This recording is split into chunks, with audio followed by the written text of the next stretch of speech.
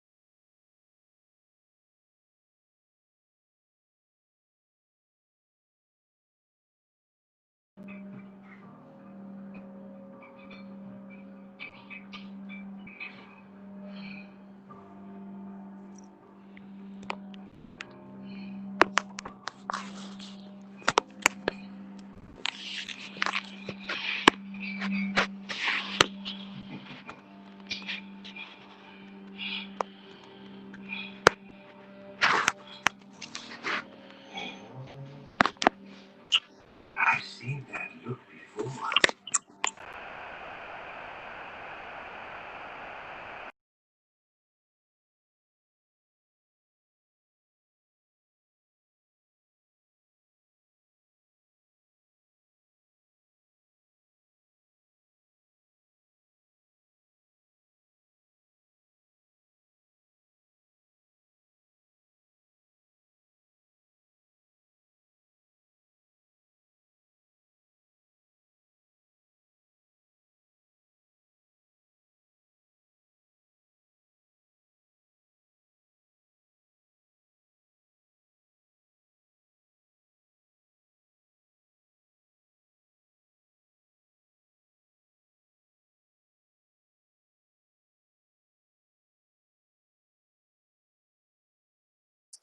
Hi, can someone respond and let me know if you can see the screen, please?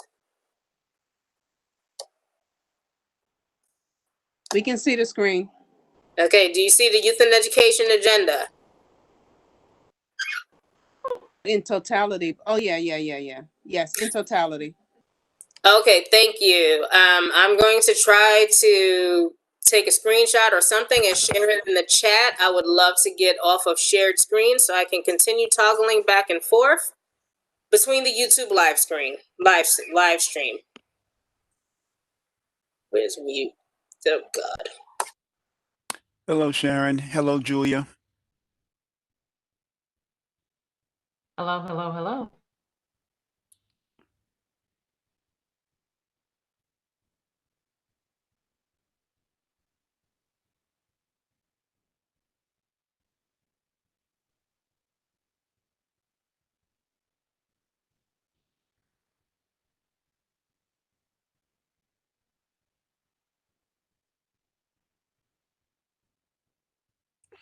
Let me see.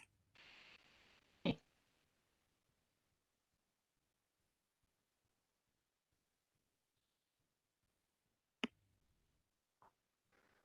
so good evening, everyone. May I ask, since we don't have the opportunity to see one another, that we unmask ourselves? And since we're fairly civilized, as much of an opportunity as you have will be to unmute yourself because there's a lot in this agenda, although it seems really simple.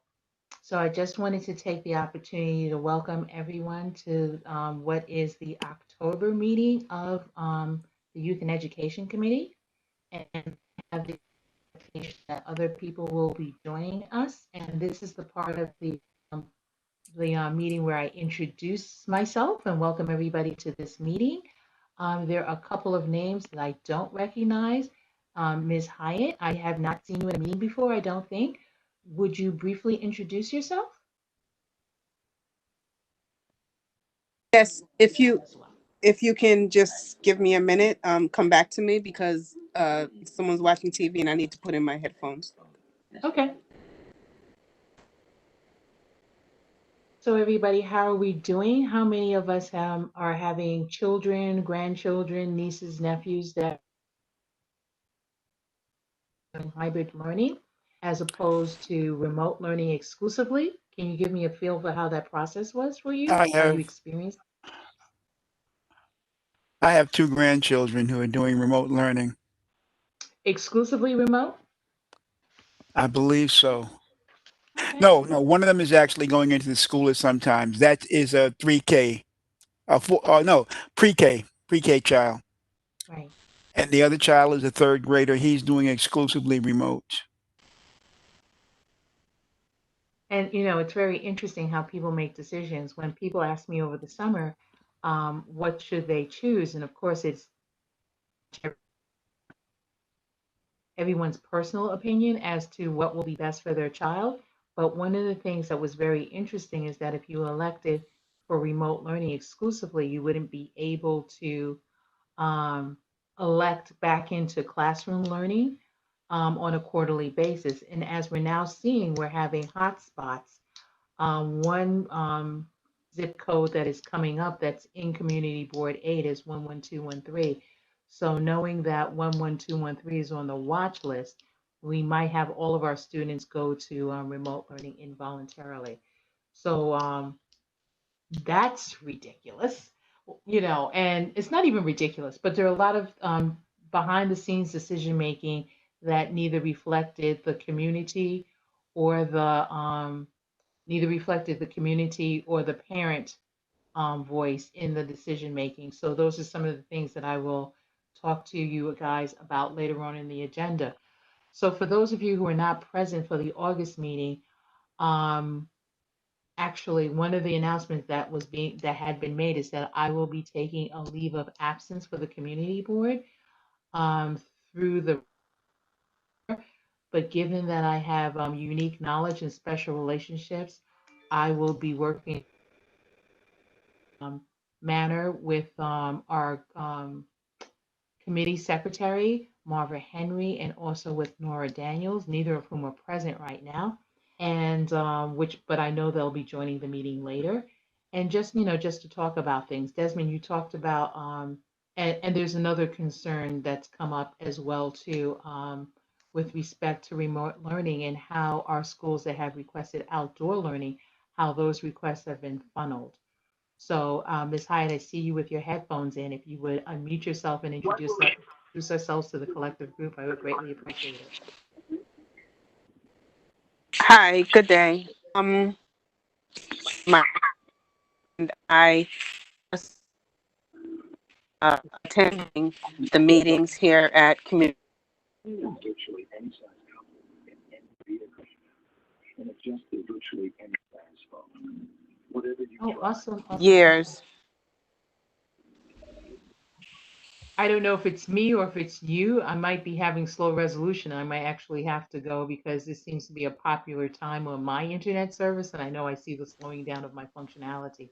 So may I ask you to start again? And then after you speak, I'm actually going to go dark screen to make sure that I have as much speed as necessary. Ms. Hyatt? Okay. Um, I Yes, I am on St. John's between Troy and Albany, and I just started to join a lot of the meetings for Community Board 8. Actually, I just found out about a community board. I've been part of the community for 55 years, but for 31 of those years, I've been in the Air Force. I am still in the Air Force. I'll retire in 2 years. But I wanted to regain the block association that was here years ago.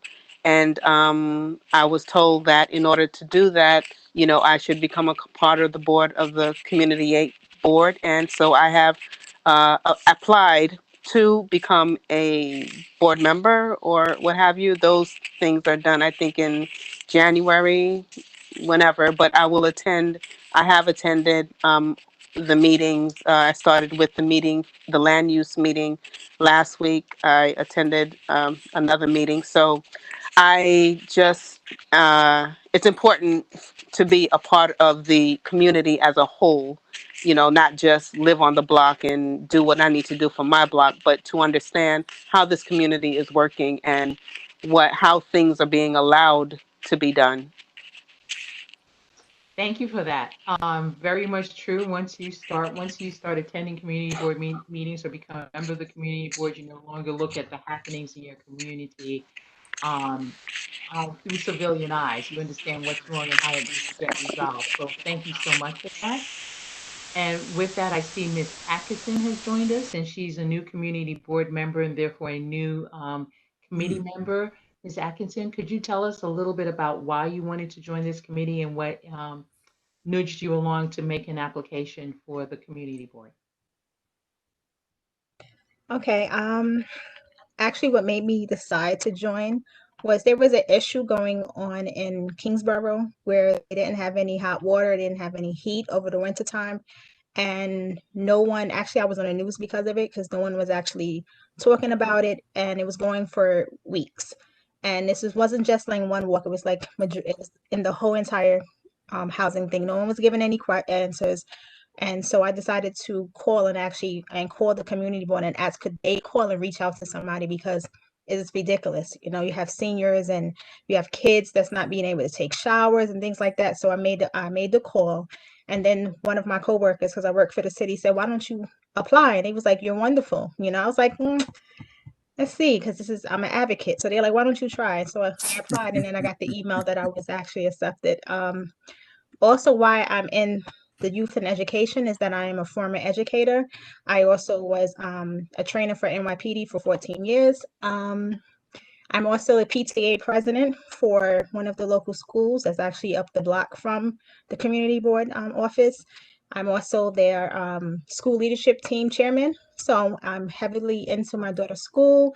They're the new junior high school in the district. So I was recruited to be one of the first parents. My daughter will be one of the first graduating kids. So I'm very into the education. And I used to be as what do you call them?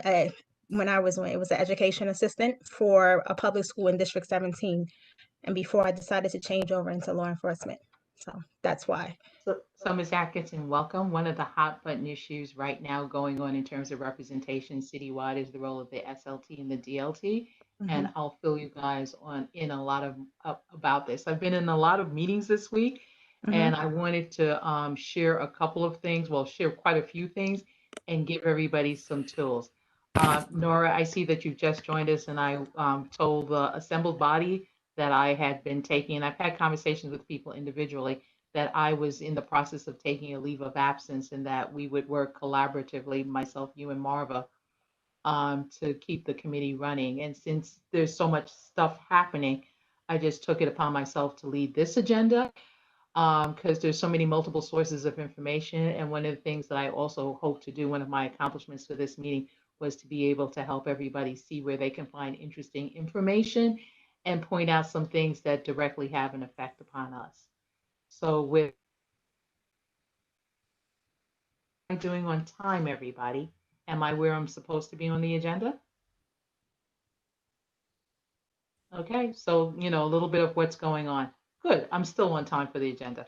So a lot of things are happening in terms of the opening of schools, and there are a couple of bodies that have meetings that that you will gain a lot of information. One is the Education Council Consortium, and they met last Saturday. That group is comprised of the presidents of all 32 community education councils, plus the members of the citywide organizations, and they have a few alumni members. And one of the things that we see that is somewhat chaotic has been the school reopening process, and it's uneven in districts. Some districts seem to be having less, forgetting less, and there's the absence of communication. And we're particularly concerned about children that are in temporary housing in terms of their access to be able to access for internet so they can access remote learning, as well as how devices are being distributed, as well as how their parents are being communicated with. So, Julia, I know you're on the line. Can you help me so I can share some information on the screen? Because I went to some specific places that I wanted everybody to know that that's where they could go to for information. And what exactly do you need my assistance with? I don't know how to share screens, darling. I'm sorry. Give me 1 second. I'm just waiting for the noise to pass. Okay, so if you go at the top of your screen, you'll see Cisco WebEx meeting info, hide menu bar. Underneath that is the menu panel. Okay. If you go to share, I did share contents and it was able to share the Microsoft Word file that I had open, but I also had like 4 others open and it shared all of them, which is not which is What not you what had I wanted. intended. I'm sorry? No, which is not what you had intended. So share content. So I'm going to share because it's in my web So browser. Sorry, guys, to be an experiment it's to get it where? going. So let's see Like the if it's sharing. What are you trying to share exactly, pray tell? I want to show them where to go to on the schools.nyc.gov website. How Okay, they if can you find information. go to share web browser, and then that should pull up the web page that you're looking at, and you can also copy and paste the address link into the chat. That way, everyone else will be able to copy and paste it Okay, into their own browser and open it up as well. Perfect. Why y'all Okay. trying to act like I'm like technologically advanced? I'm really not. I'm really not. Well, you probably need to have a screen each and every. So what I'm going to do is I'm going to put the link into the chat as you, and I apologize. No, I would I'm like to be more joking. savvy than I am. So the first link I'm going to put up, and I don't know if everybody has access, is actually the page from www.schools.newyorkcity.gov, and it's about the parent educational panel. And parent education panel replays what had been the Board of Education before mayoral control. And the reason is PEP meetings. But if you want to understand what's going on, you really have to drop.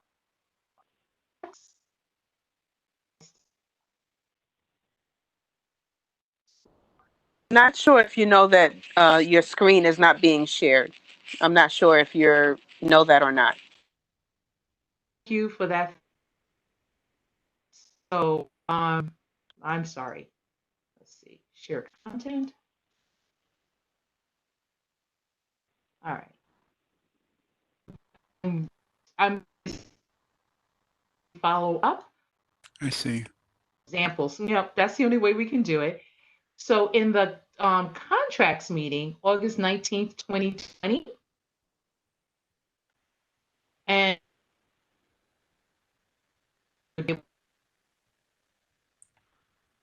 be able to cut stuff down. I want to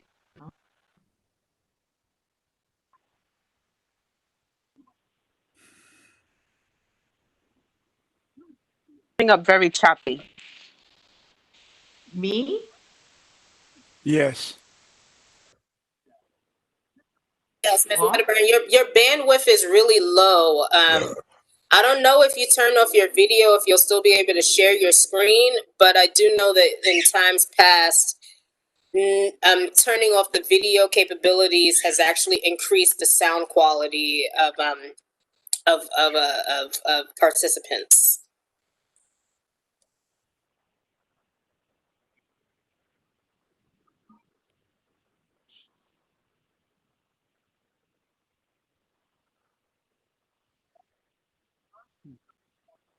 Sorry, guys.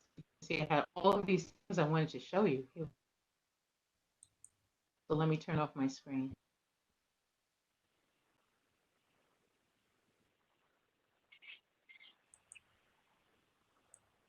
Yeah, that's not working for me. All right.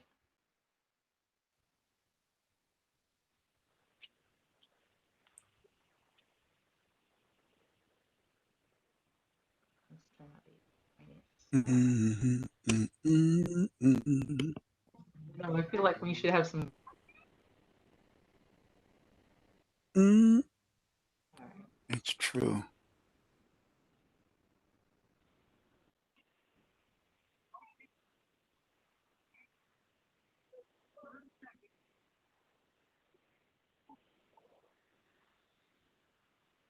I'm going to stop sharing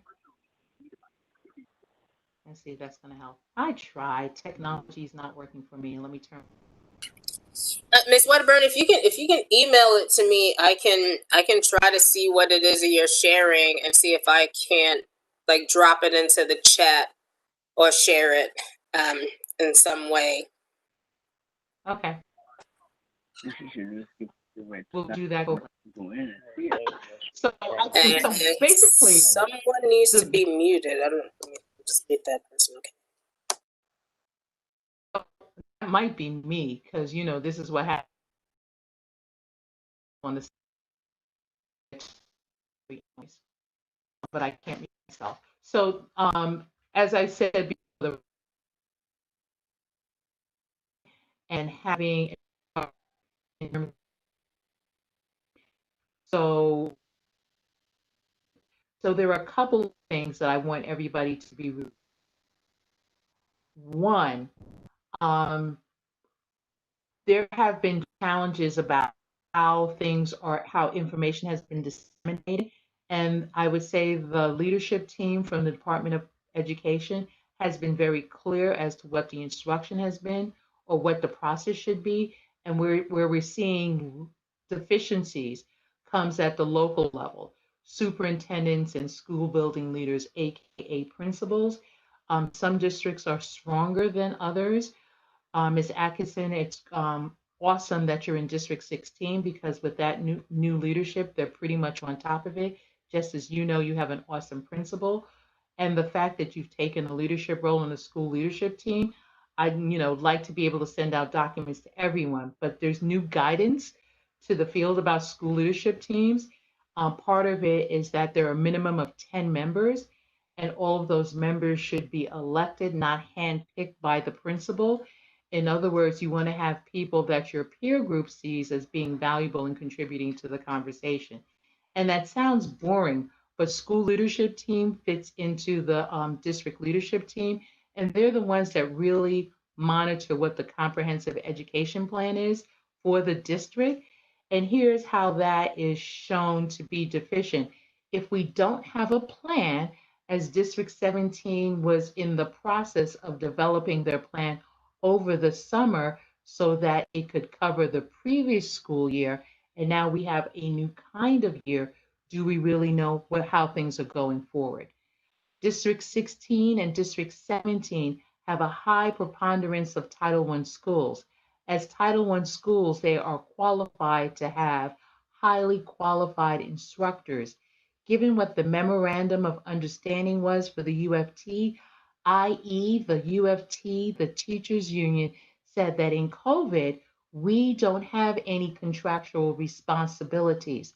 So the Department of Education, the mayor, made an agreement with the union as to what is or who shall be teaching and ratios in terms of the number of people that are going to be in the school. But one of the things that's very, very important in the memorandum of agreement, and they talk about teacher programs, operational grievance processes, but paraprofessionals, which is the 8th item on the list, and I'll share this document with everyone later. Paraprofessional classroom manager. The DOE will post the position of a paraprofessional classroom manager. The paraprofessional classroom manager receive a per term stipend of $1,750 to perform this week. Among those paraprofessionals that apply, priority will be given to those already accepted into the lead teacher assistant pool, but have not been selected for an LTA position. So why is this important? in Title I districts, right?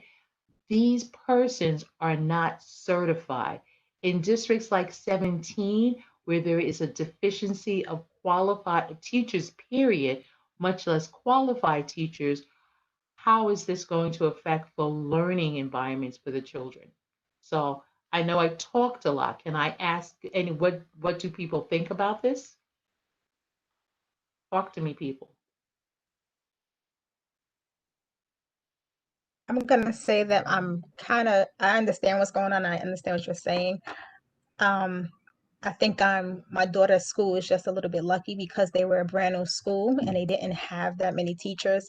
So they just added a bunch of teachers on, and all of them are very well qualified. So I honestly think we're a little blessed with that. And yes, I used to work at District 17 many years ago, so it's weird to hear now that they don't have that many, because at that time they were actually, when I worked, there's been years, over 15 years, but when I worked there, they had more than enough teachers. So that was just interesting to hear that now they don't have enough experience and teachers like that. Exactly. So even with so one of the things that you're seeing is that you see the teachers union has come forth with a memorandum. The principals union has come forth with a resolution, which the resolution said they had no confidence in the mayor and they would invite state control over our schools. Anybody would tell me about what the ramifications are? And I'm going to put Desmond on the spot here. Desmond, state control? State control is onerous because basically what it does is it takes away the ability of the parents and also the administration within the district. It basically strips the control or the tools and the curriculum out of their hands. And then they make judgments about how and when people will be tested. And then they also make decisions about the type of staffing that you'll have. And that can be very disastrous because if you have people who have developed good relationships, working relationships, and the ability to structure curricular teaching plans uh, and know their population, that's something that gets overlooked. The fact that if you're working in a community over a period of time, there's a continuum of families and children. And so people begin to have confidence in you, and you have a ready made pathway to get certain things done. It makes life easier on meeting the needs of the school body, meaning the product, which are the children. And then there's also the politics. And then they if they can remove the community involvement, then that's just what they've done. And you'll find that they'll give somebody will be feeding you something and you won't have any choice in how it's going to be given to you, at what quantity, and what it's going to taste like. That's kind of an analogy, but in the long run, typically people come out losing when you have being taken over by a larger entity, meaning the And state. and particularly in historically undisturbed communities, as I would deem Brownstone, Brooklyn, Central Brooklyn, it would be particularly disadvantaged. So baked into, I'm glad you mentioned the mayor, right? But baked into, and I'm going to, I had hoped that I was going to be able to share the screens with you, but there are several chancellor's regulations that speak to parent participation and some community participation. So I'm just going to mention them so that you know where we should have input as parents and as community members, right? So the regulations include A 185, which is zoning, A 190, school utilization, and that comes into play with the co-location of charters and such, right? A655, school leadership, particularly the school leadership team, SLT, and the district leadership team, um, DLTs. In District 17, there was a challenge recently. The superintendent was it had the erroneous belief that the only parent that should be at the table would be the president of the CEC. And after several levels of discussion, he sent a email out that informed that all members of the CEC were welcome to attend the DLT meetings, but that was an unnecessary fight. And I think that inhibits our ability to make progress in terms of curricular and the comprehensive educational plan. My editorial. Other things that parent engagement is not is it's required are the school-based budgets, which is school leadership team responsibility, the D120, which is ethics codes for parent and SLT, and then there's a whole modicum, I would say, of alphabet soup, the D140, 150, 160, and 170, which addresses CEC and citywide parent representation bodies. So that will be part of the follow-up.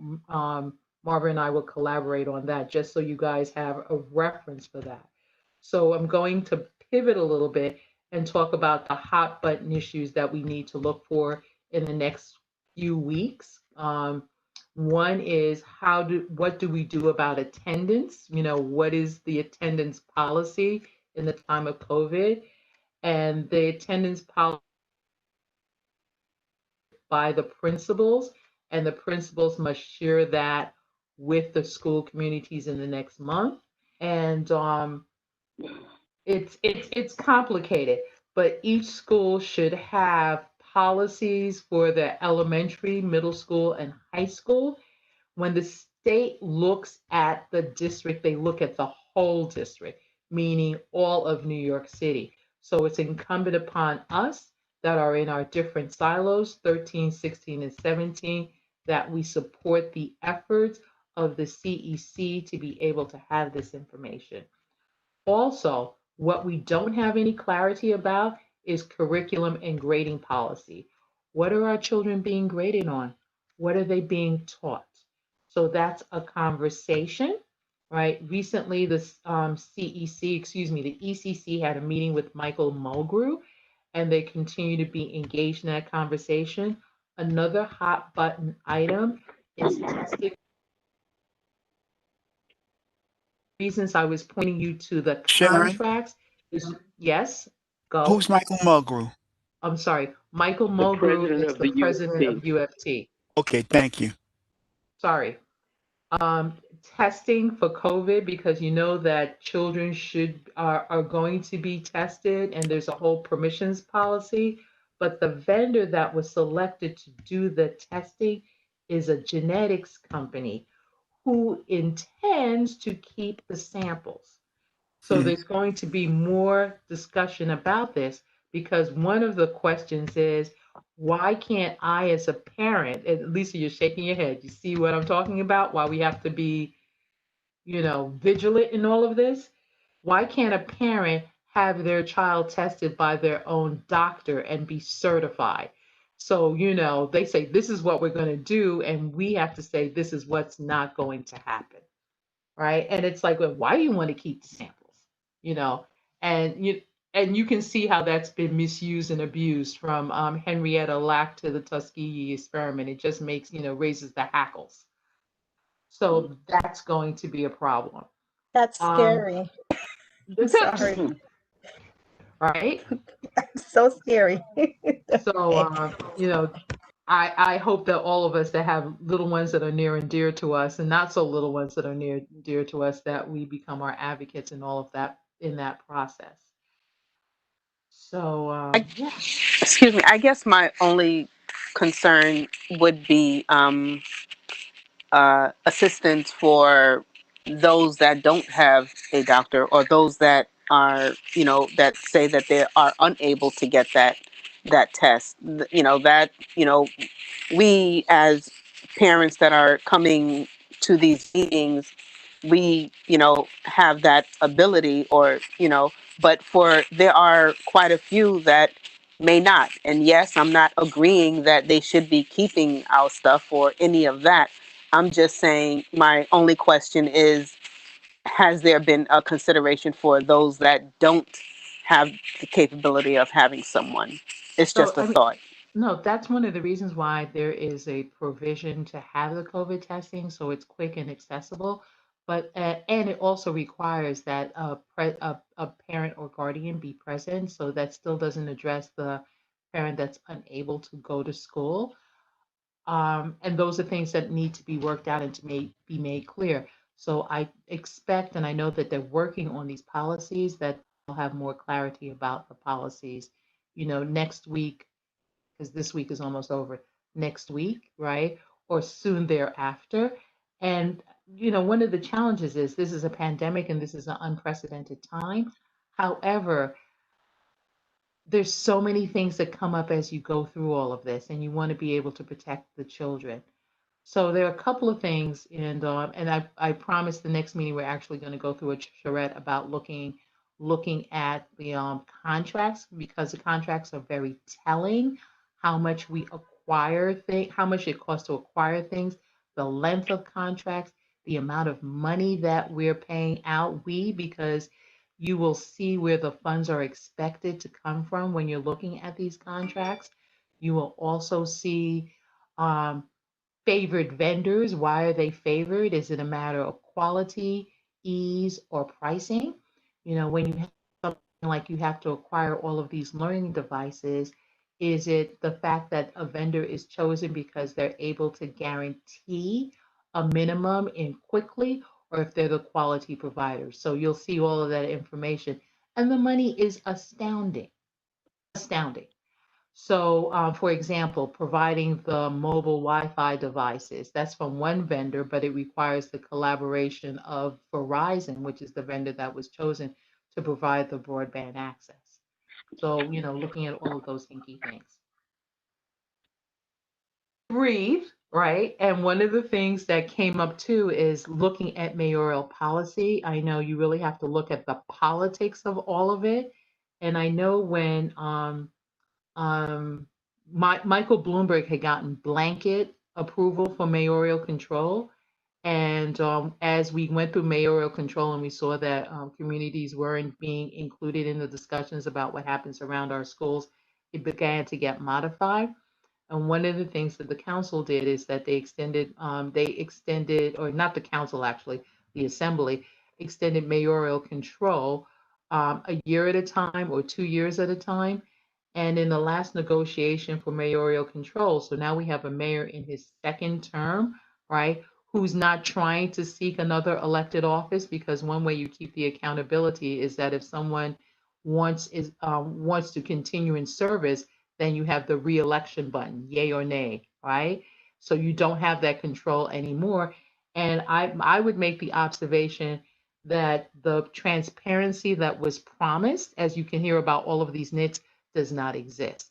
So I fully expect that mayoral control is going to be an issue, if not in the next convening, actually, the next convening of the legislative body, which happens in January.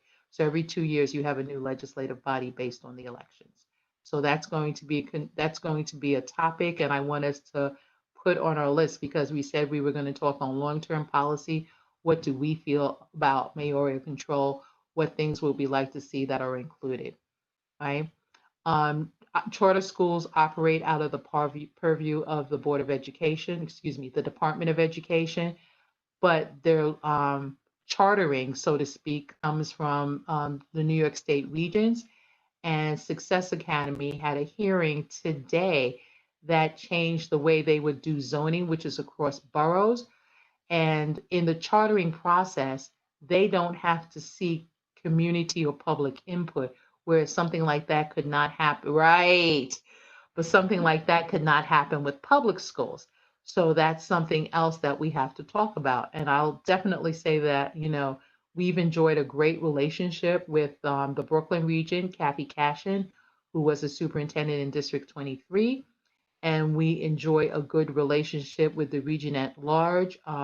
Lester Young, or one of the regions at large, Lester Young, who was a superintendent in 13. But we have to be wary of this, because much can be done in the dark.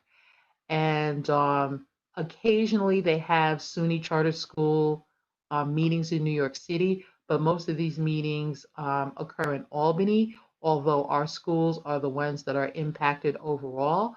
So again, in terms of, and Nora, I keep putting on this on a long-term advocacy, having more of those meetings in New York City to make it more accessible for us to be able to give our input, because it makes it onerous that you have to take time off from work and then incur the expenses to do the advocacy. All right, so long term in terms of advocacy. Again, guys, I'm talking a lot.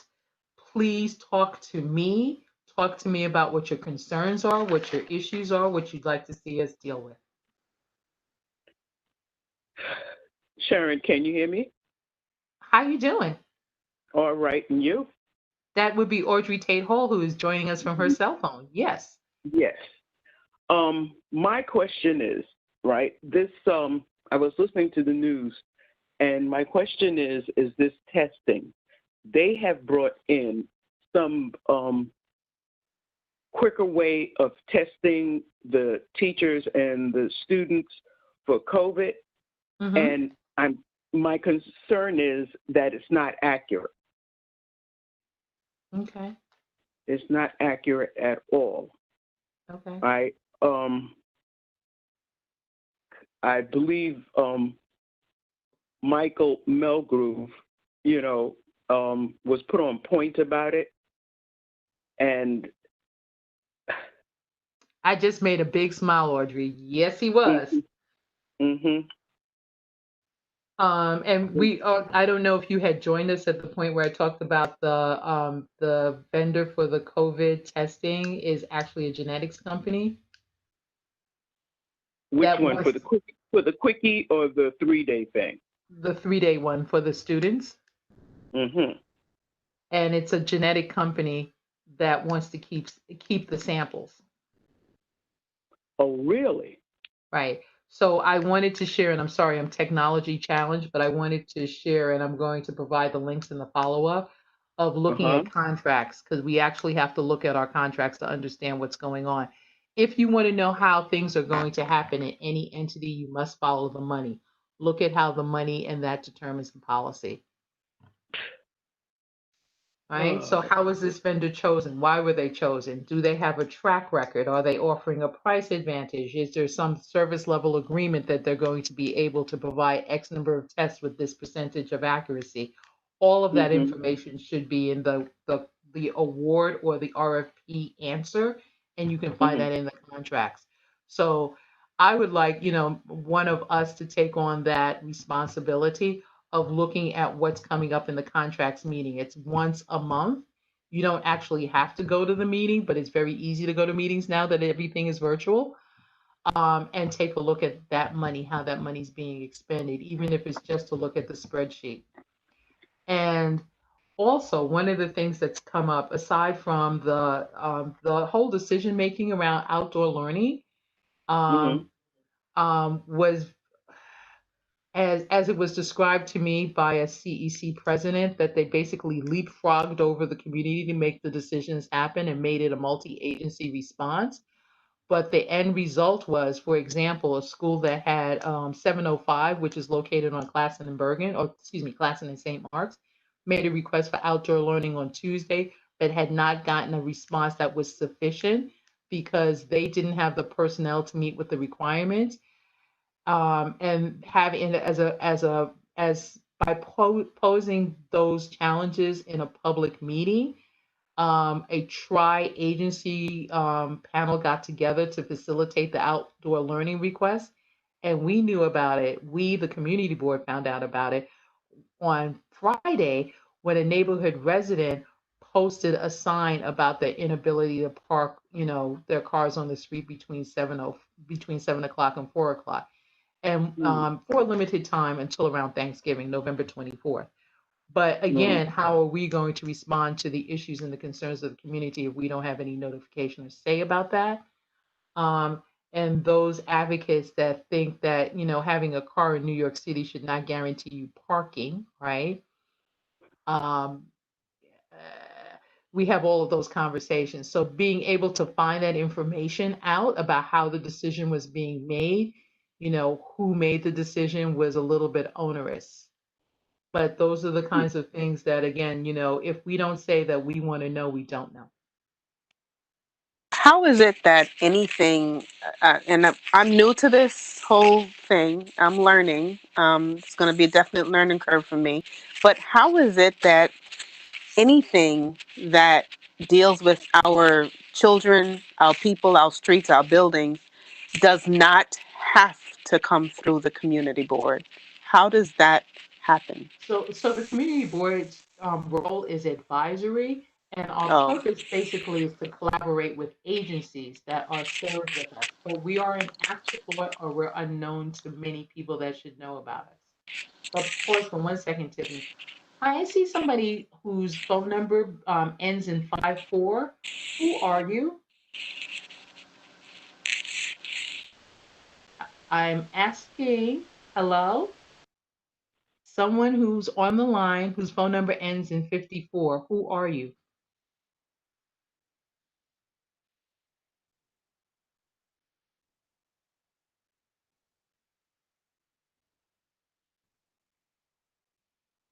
Hmm.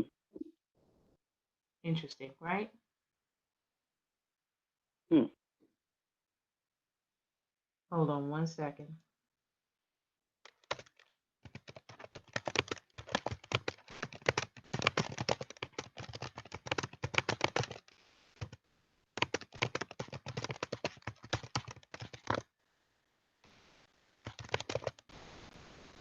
Because we always like to know who's in the room with us.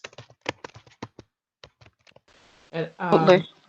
with the possibility, I'm sorry, guys, it's my housekeeping being anal.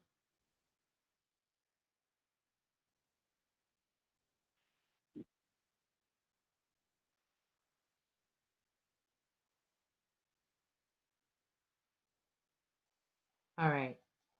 Thank you. I'll try and chat this. But anyway, so yeah, so mayoral control is going to be an issue. Also, I'd love to give a shout out to the family and community engagement of the Department of Education. They have done a tremendous job in a difficult time, and they are the reason why we know what's going on.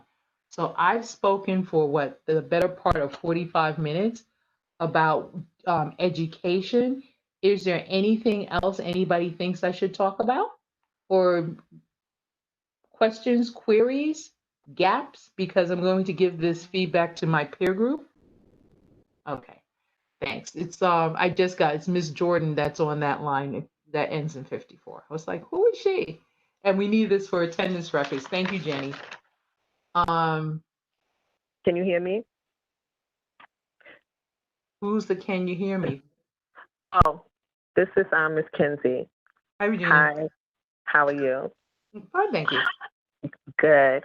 I wanted to discuss the mayoral control a little further because I remember when Bloomberg took control, because at that time my son was still in elementary school.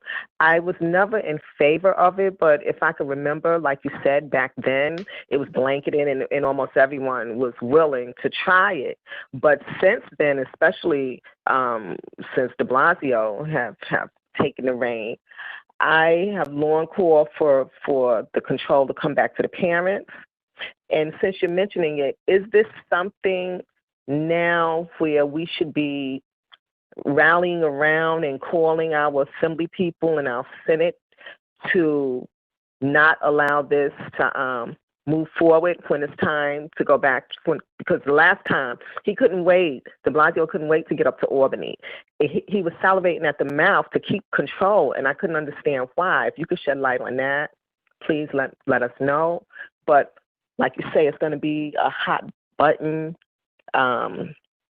item. Is this something that you don't support, or most of us don't support, and how can we make sure that this doesn't happen and try something different moving forward?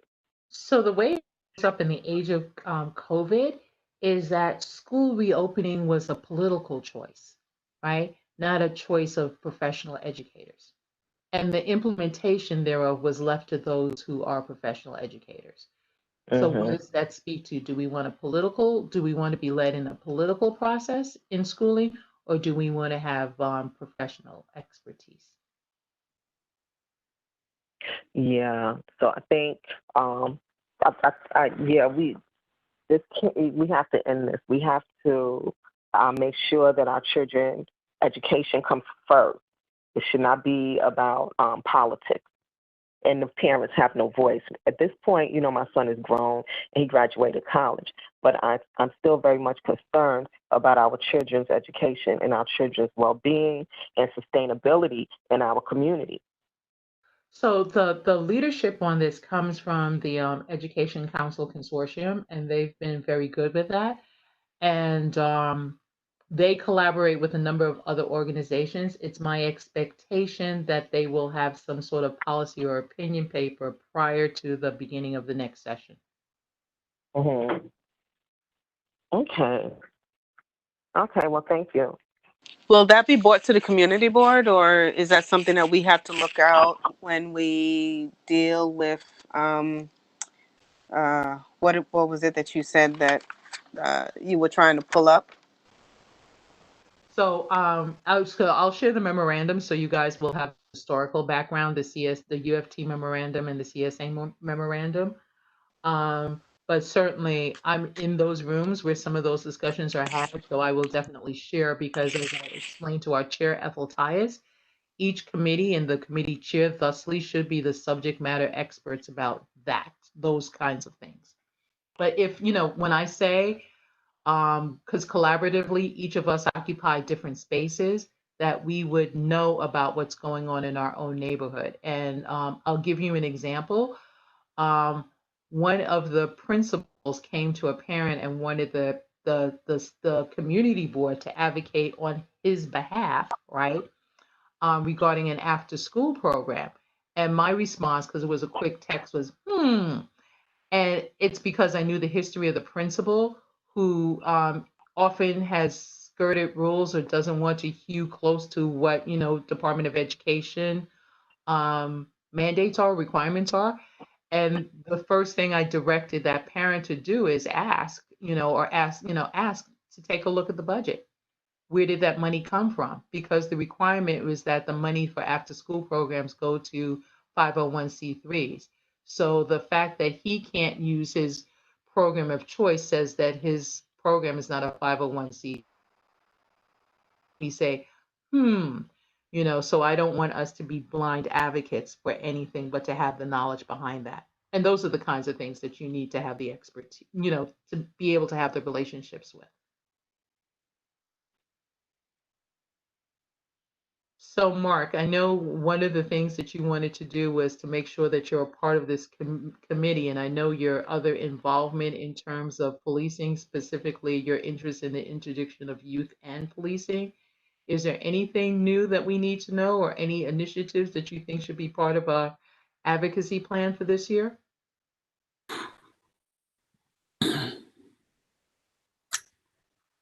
Mm. I guess right now, as we all know, we're going through a little unique situation with this COVID, and and the youths are really on kind of on a semi lockdown, Mm-hmm. not able to participate in any kind of activities.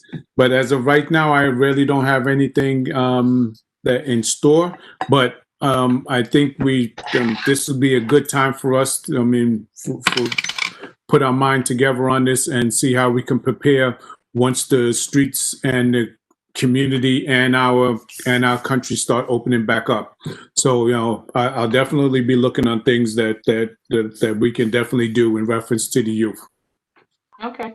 All right. And so we're getting to the part of the agenda where we need to discuss any other business. So one of the things I'd like to bring forth to the committee is that we do not have to meet. Our bylaws changed last year. The community board's bylaws changed last year, where we do not have to meet every single month, which had been the previous requirement, but we could meet when we deem necessary. And we had a meeting in August. So we didn't necessarily have to have a meeting in September. We're meeting again in October, this meeting. I would propose that we don't meet in December, but we meet in November, and then we meet in January. So I'd like to propose that we skip the December meeting and that we also skip the March meeting this year. How say you? I second. Okay, just as a point of clarity, your November meeting would be scheduled for Election Day. That's even more of a reason not to meet, In November which is through something that December. which is something Quasi had advocated for many years, and I was insistent that we meet, irrespective of the fact that it was on Election Day. Okay, so you want to meet on Election Day. No, we do not want to meet on the Election Day. Okay, do you have an alternative date in November then? Or No, did I mishear you say you wanted to meet in November and not December? Not December. Sharon? Yes. I'm confused. Okay, I was trying to say something, but my connection dropped. Okay, go talk to me. I was going to ask you, in the past, you had assigned or you were thinking about assigning homework or particular points of interest to have members of the committee look into. Would you want to wait until next month to do that? We can begin the conversation now and continue it in the future. Talk to me, Desmond. I'm just well, I don't know if you've spoken to Pam, and Pam pulled me into her collective, but Talk about what the collective is, its mission, and who Pam is. the It's in more collective detail. is basically about getting Title One funding and getting it, and what Title One is, and what all the other Title Two, Title Three, Title Four, but Title One predominantly because of our district having a lot of lower socioeconomic. The Mhm. way that though you can get funds, federal and state funds, and how they and the rules for having them dispersed, how you organize schools so Mhm. that you have different varying levels of teams and interlocking connectivity and collectiveness so that the ultimate product is the best education for everyone so that Right. you benefit the children who are academically superior. You make sure that the children who may be behind get caught up, that whatever resources are necessary for them are made available, and that they're always done in a way so that there's no scandal involved. The parents are involved and the parents are educated to follow through with the process. So, in other words, you want to make sure that Title One monies are used for equity. Equity plus. Okay. But going back to the point that Mark made, which is something that everybody that I've heard other parents in grocery stores discussing.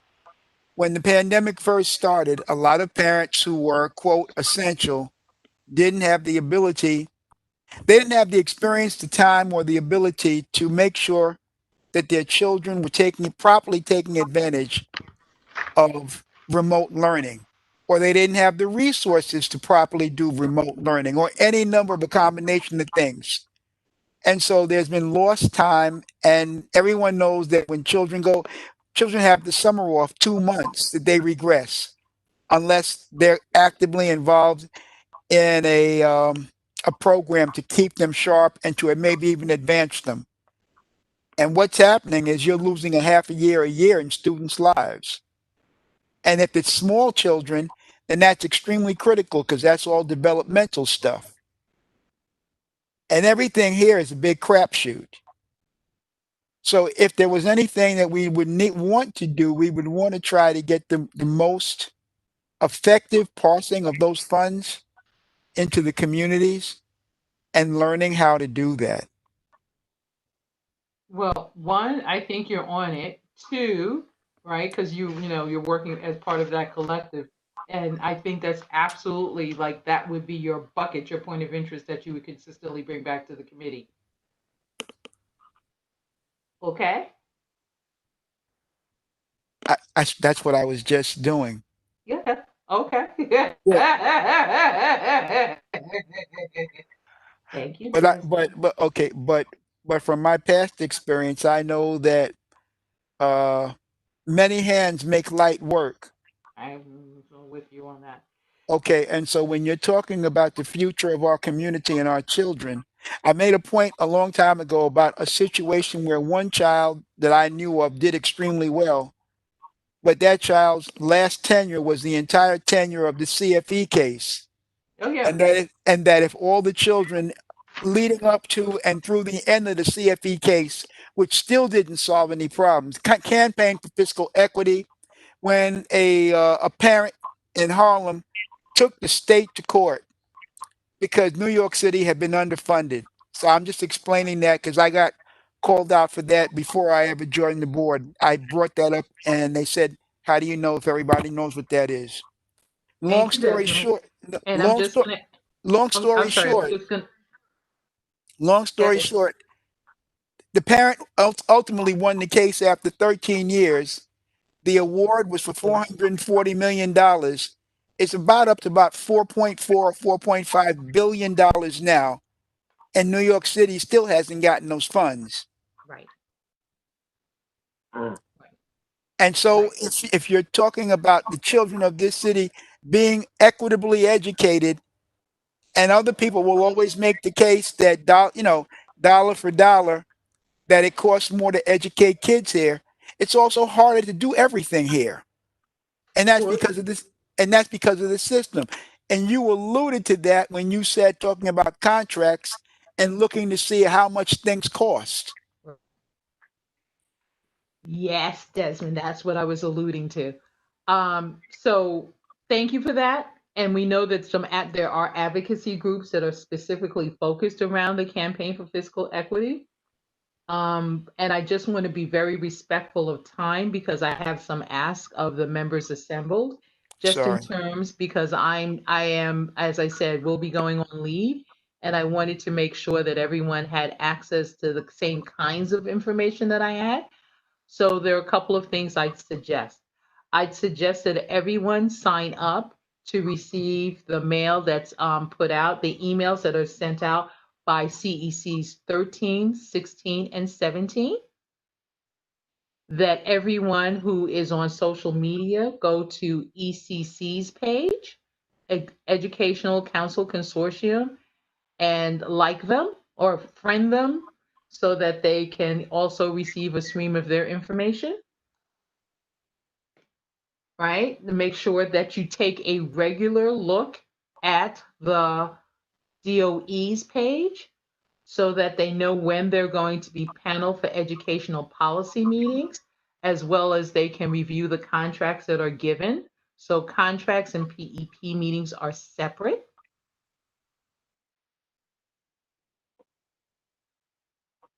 And then you guys will understand why I'm always so tired.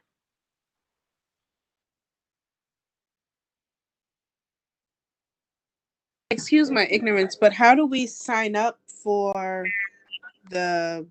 So you send an email to CEC 17, CEC 16, and CEC 13 separately and say, hi, I'd like to be added to your mailing list. Okay. CEC stands for. Community Education Council. Okay, sorry about that. No worries. Desmond is always after me for using acronyms. Are we able to send information out on an email with a spreadsheet identifying the names and and the websites so that we can just go from there? Yeah, that would be amazing. But that's labor intensive, and that's something I don't have with to do, which is why I'm telling you to email it. But Okay. but Mark, you reminded me of something because you had sent out a spreadsheet that asked for the contact information of the parent leaders, and I wanted to address that. I had that note to talk to you about that. And specifically, there are a couple of things that are happening. The PTA elections were postponed in the spring, which is when they happen. They have to be completed by October 31st. So by November 1st, we'll have a whole host of new leaders. So that at that time, we can update that information. And I'm sorry if it feels a little bit ad hoc, but one of the things in a virtual environment is that they had to figure out what would be the best way to do it.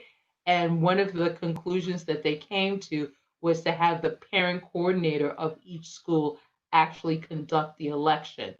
So the delay comes in the fall because the parent coordinators needed to be trained as to how to conduct that process.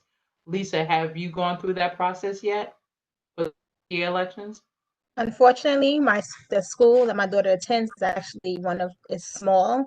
She's it's about 42 eighth graders, 40 seventh graders, and their numbers jumped for sixth graders. So they're double that, so they have about 80 or 90 sixth graders now.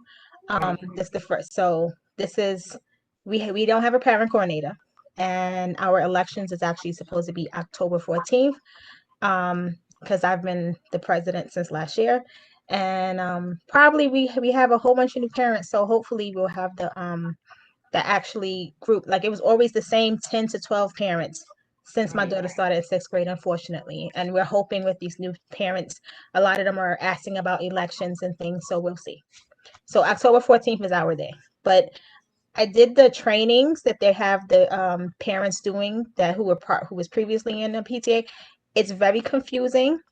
They want you to do the Zoom meetings and they want to send out codes, but if you have 1,500 students, how does it process the codes? So I have another training tomorrow, like they're going to do a mock election, and it was very confusing the last couple of meetings. So I see a lot of issues happening with the actual elections for these schools, because it was very confusing, and parents was asking questions and parent coordinators was asking questions. It was very confusing. So I don't know how this is going to work out. So Lisa, I have a very good relationship with your district and with Mhm. your principal. So one, I'm going to have a conversation with Principal Carr. Yeah, me and Marcella are very good friends. So yeah, yeah, me and her About are very good friends. a couple of issues. Mhm. And it's particularly her budgetary requirements for having the parent coordinator, because we might be able to shoehorn something in. No Mhm. promises, but a thought. And Mhm. also to have Camille, which is the person in the district office. If you guys, if you don't I have, know Camille too. okay, so if you don't have clarity after tomorrow, circle back to me and see if we can work with it, because we It's actually need everything to be done. I'm actually okay. The meetings, Okay. I'm not that worried because hopefully we can handle it. I Okay. just think it's going to be very confusing because what the requirements that they want us is to do is actually put out for it to be anonymous for the actually elections. So they want to assign a code to each parent, and the parent is supposed to vote. The problem is that a lot of parents don't sign in to some of these meetings and things. So it's going to be, that's the part where I find it interesting. My school is small, so I'm not too worried about that. But for schools in a district that have twice, like 3 times, 4 times the numbers of the kids in my daughter's school, I can see there being an issue. Gotcha. Gotcha. All right. So we'll just work on that. Mm-hmm. It just boggles my mind. And then we'll talk about maybe December or January what the new PA the parent leaders election is going to look like, because they're changing the system. Mm-hmm. Mind boggling. So Mm-hmm. at this point, I'm going to ask, is there any other business? No, did we settle the dates for the next meeting? What I will do is I will confer with Julia and Michelle, and then I will send out the listing of meetings, because I also have to confer with Nora and Marva, because they'll be principally responsible for the facilitation of these meetings while I'm on leave, and then get back to the committee as a whole. Okay. Okay. So I'm sorry you have to keep asking that question. It's just me going on leave that's creating a lot of, I want to make sure that I'm not making decisions unilaterally.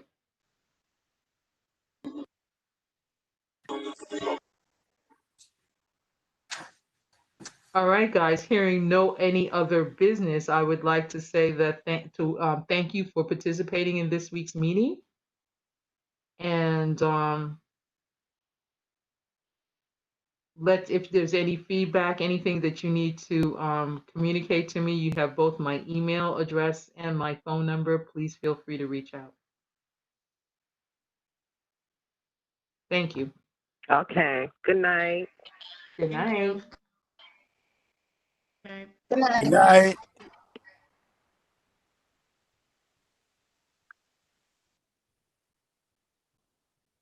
There we go.